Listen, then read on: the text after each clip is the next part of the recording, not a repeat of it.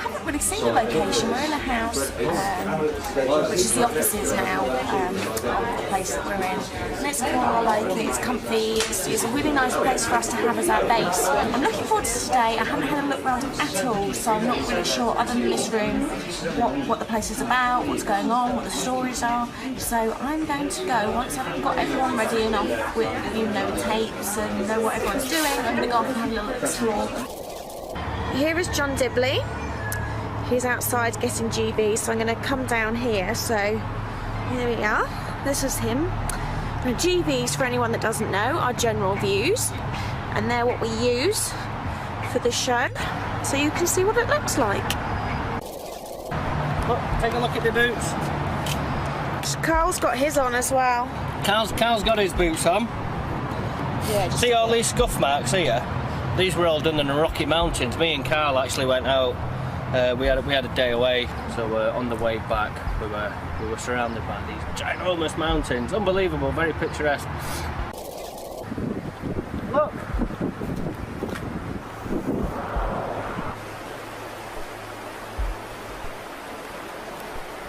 Look at that view up there. Just look at that.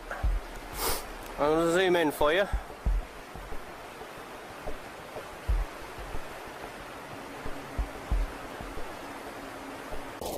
Jonathan Dibley's birthday tomorrow. He's going to be 31. 31? Yeah. Oi, Grandad! So we're going to go.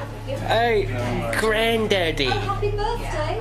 Thank you. Granddad.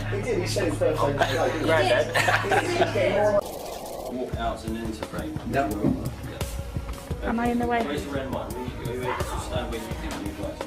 Having a lot of trouble with John today. He's turning into a bit of a prima donna. I'm not sure why, but it's becoming something close to unbearable. Why? It's Hollywood. It's in Hollywood. Hollywood. Yeah. Hollywood is definitely rubbing off on John. He thinks he's going to be a cinematographer decency. I'm going to get on the phone to my manager. I can't handle this. You feel like you're on a film set. You really do. You're waiting for the Bonanza theme tune to kick in any second, which is great. I've got the cowboy boots on. See? Yes, I'm saying I've got a cowboy hat in there too. I've got the cowboy buckle and a cowboy shirt. I know all about the Indian tribes that were here, connection to Espiritu, and what I did as well is brought a dictionary with me, which is English Catalan, which is a dialect of Spanish, where El Vasco Grande, Miguel Leonis, the guy that owned this place, he would have spoken Catalan, a variation of Spanish. So if any Spanish comes through any of the mediums or Catalan, we can double check on that. The thing I can't imagine is the amount of Spanish influence that there is here. We're in American California, but it is so Mexican or Spanish.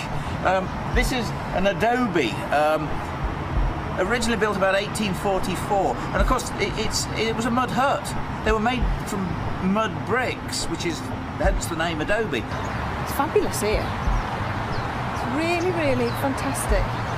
It's a shame that you can hear the freeway or the motorway in the background, because it sort of kills a little bit of the atmosphere. But it's just brilliant. I really love it. Let's hope we get some stuff tonight.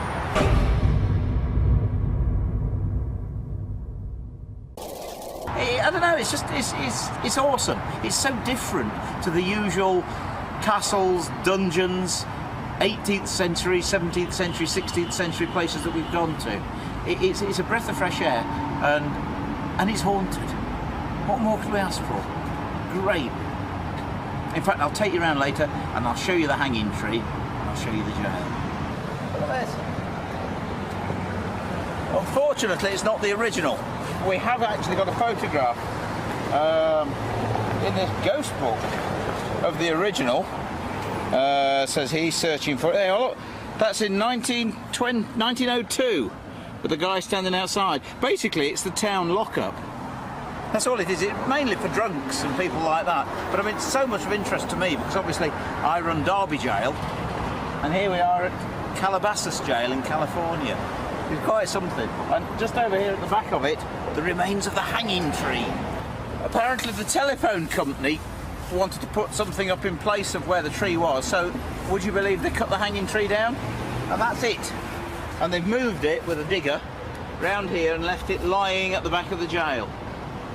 And I've already suggested, come on, why don't you at least stand it up and put a plaque on it saying what it was. People died, struggling, choking, actually died on that tree here in the Wild West. I mean, come on, it's great, isn't it?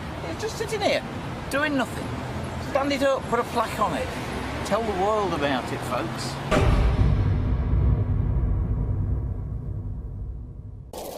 Okay, so we've got our two mediums on board. We've got Mr. Wells and we've got Mr. Okora. Just done my walk round, lit walk round with the crew. It's an interesting place. It's a very split level place. It's like downstairs is his territory, this man's territory, Miguel. Upstairs is the woman's territory. It's interesting, you know, we always say this, that human emotion is what ties people, what brings them back. But there's no reason why these people shouldn't have crossed. Okay, he died, I think, in probably dubious circumstances, but she didn't. Didn't seem to me that, I think she just passed away in her sleep. I think what's interesting for me is why would they both choose to come back? Because they obviously didn't like each other. So why is one downstairs and why is one upstairs, you know? A couple of times Yvette was pressing him to kind of speak in the language, Spanish. Miguel wouldn't have spoken in Spanish, he was from the Basque region, so it would have either been a derivation of Spanish, which would have been Catalan, or French. However, he was picking up some language, couldn't decipher what it was. He seems to own it. He seems to be Miguel. Miguel? Right. Okay. His name. Seems to own it. Spanish, very Spanish. That's right, yeah. Sorry. Was it right? Is that yeah, who he is then? yeah. Okay, because I was getting Michael, but it didn't fit, I guess, Michael Miguel.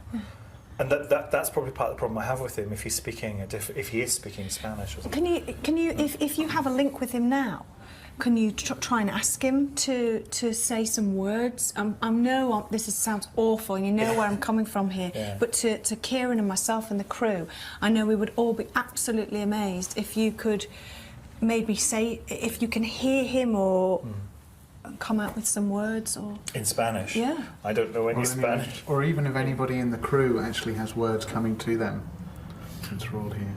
See, to me, it's gibberish, and what I do is kind of switch on my intergalactic translator. Very handy. But to can have you one of hear the those. gibberish? I can hear the gibberish, but what I then do is translate it into images and thoughts that I will recognise. Sure. So you can hear his speaking. Yeah, I can hear his speaking voice, and I know it's Spanish because I can. Can you try and pick up recognise it. the odd, even just? It's really hard because it's Just like a try. rambling. I just want you to just try. Try and for me and to try and speak the ramble or copy the ramble in any way you can. It's really hard because it's just the th and a third. Just try. Well, that's all I can hear is like a hum, but intermittently it's. Yeah, I can just hear like if you're saying Jerez, he's talking like that. Right. Okay. Just said. Go on. Jerez, he understood. He understood when I said Jerez, Heleth. which is the sherry. Right. Do you So know I that? think he drank it. J-E-R-E-Z. Yeah, I think Yeah. he drank it. He's actually got. It's like he's shown me a glass. Right. So it might have been something. he Anything drank. else? Ask him to say something else to you. It's really hard, Evie, because he's not.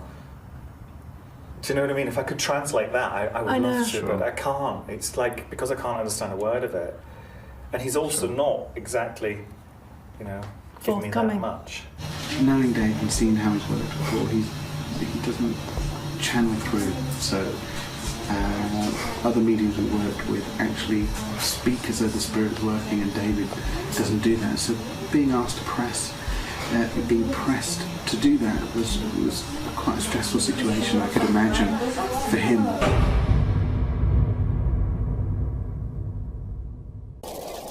Lone Vigil, Richard Felix. Mr. Scaredy Cat. I'm going up there.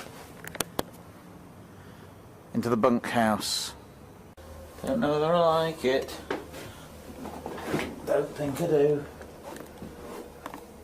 Please, if there's someone here, please make contact with me. Please prove to me there's life after death. Make a sound. If there's anybody here, tap twice on the floor for yes.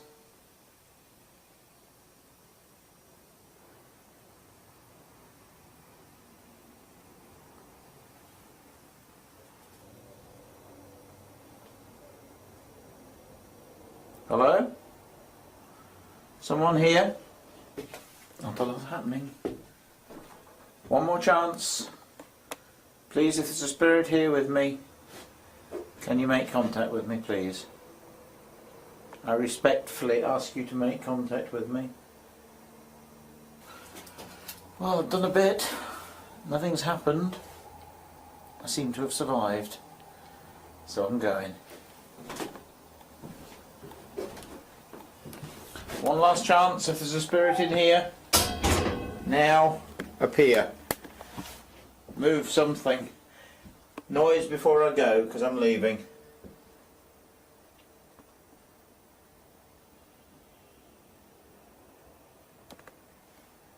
See you soon. Let's have a look at the old oak tree there, where the spirit of Miguel Leonis has been seen walking across the yard and disappearing into the oak tree.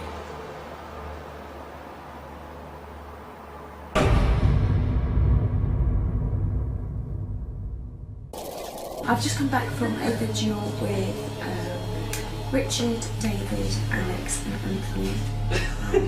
We went to the parlour, which is in the Leonis Adobe house.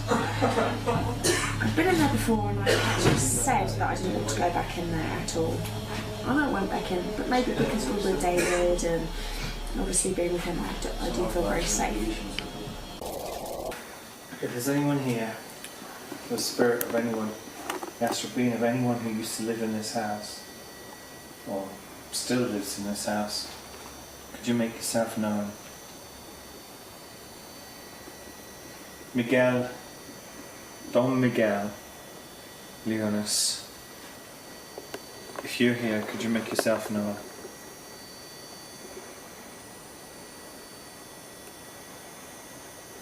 Don Miguel, if you're here, please make yourself known. Touch one of us. I feel uncomfortable here. Really? I must admit, I do feel uncomfortable. Do you feel not wanted? I wouldn't say I feel not wanted, I feel watched. Do you think he regrets some of the things he did when he was alive? No, you would just laugh at that. No. I don't think regret is something he has asked questions like that because it's really good because he's getting stronger because he laughed then, he really laughed. Really? As if to say, what have I got to regret? He's got nothing to regret. So he doesn't care how he treated his wife? No. Do you think Miguel would respond to flattery?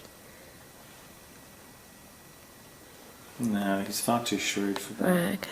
He's too shrewd altogether, actually. Yeah. I think, He's not just even playing, is he? he's not playing. He's just watching.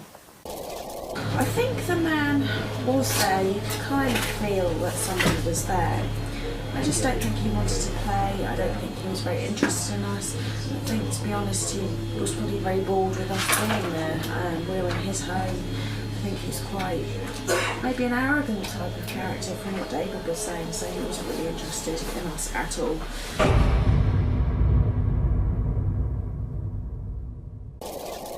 Well, we just finished a vigil with Kath and Kieran.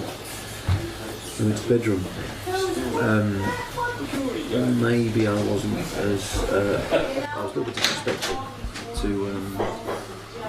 to Spirito.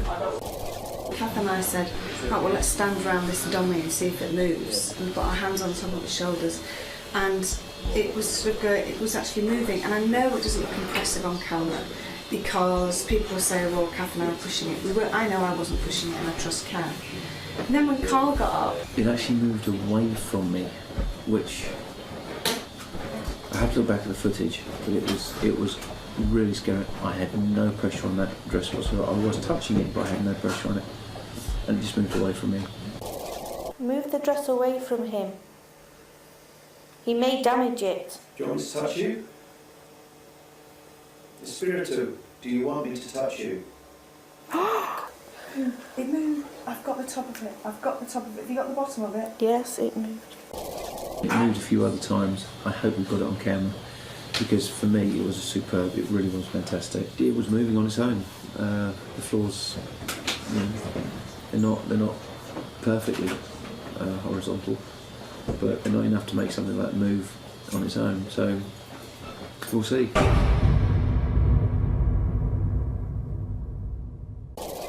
Well, I've just come back from the last vigil of the evening. I've been in the bedroom with, the spiritual bedroom with David.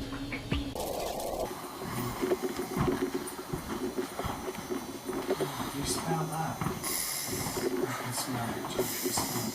Oh, really strong perfume. Yeah. God, it's really strong here. God, Bennett. Wow. It's really strong, isn't it? It's like a big bowl of roses. That is really strong. I had a similar smell earlier, but it smelled like, you know, like BO, but when it's really sweet. You know, it's like someone trying to cover it up with something. With strong perfume. Yeah, that's what it smelled like before. As we went, David smelled it and I smelled it exactly the same time, which was kind of really weird because it's definitely there. You can't mistake it. It was very strong. Visitors to the main house have often reported the smell of perfume. But whilst Carl's account may initially sound contradictory, it wasn't a first sensation on our investigation. Hey guys, you know, just for a moment there I got a waft, okay, from right across my nose, and all it was basically, and you're gonna laugh at this, it's like a stale smell of sweat. Now I know it's not my body because, you know, I'm not sweating, but just for a couple of seconds, is that where I'm sitting now, that's just come across my nose. You know, the oddest sensation may be psychosomatic, but it's if it's pushing against me, it's if I'm stopping it from spinning. Because it feels as if, you know, if you put your hand on someone's shoulder and you're moving against you, it's like that.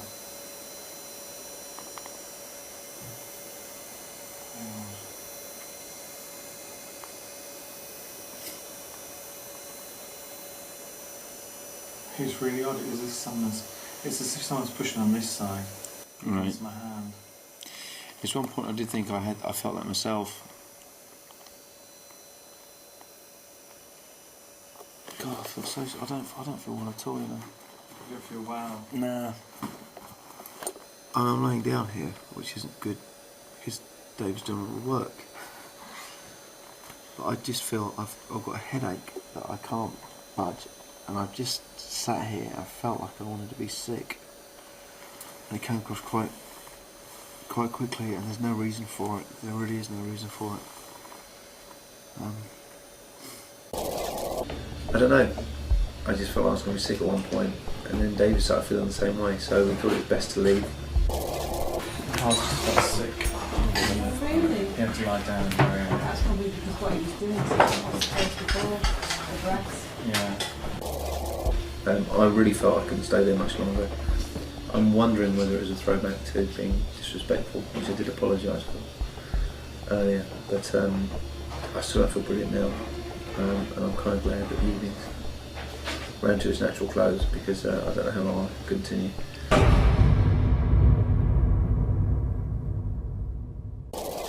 In all honesty, not a great deal happened, but one or two little things happened, but what you would have put that down to, I don't know, make your own mind up, but for me personally, it wasn't, at any time did I ever feel scared or threatened.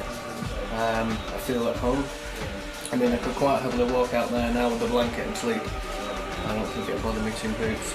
And, but I'm not speaking for the rest of the crew. All in all, I'm actually quite disappointed with Sochi. It's been a fantastic vacation and it's been a privilege to be able to come here.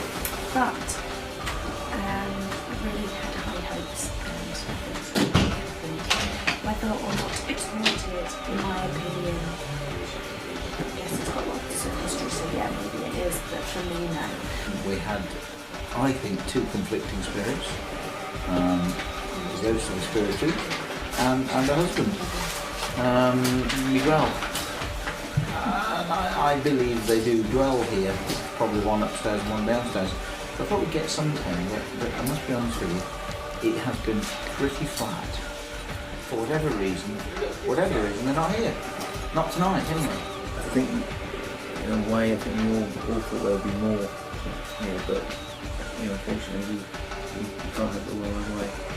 But we've had some great stuff, and I'm very impressed with this place.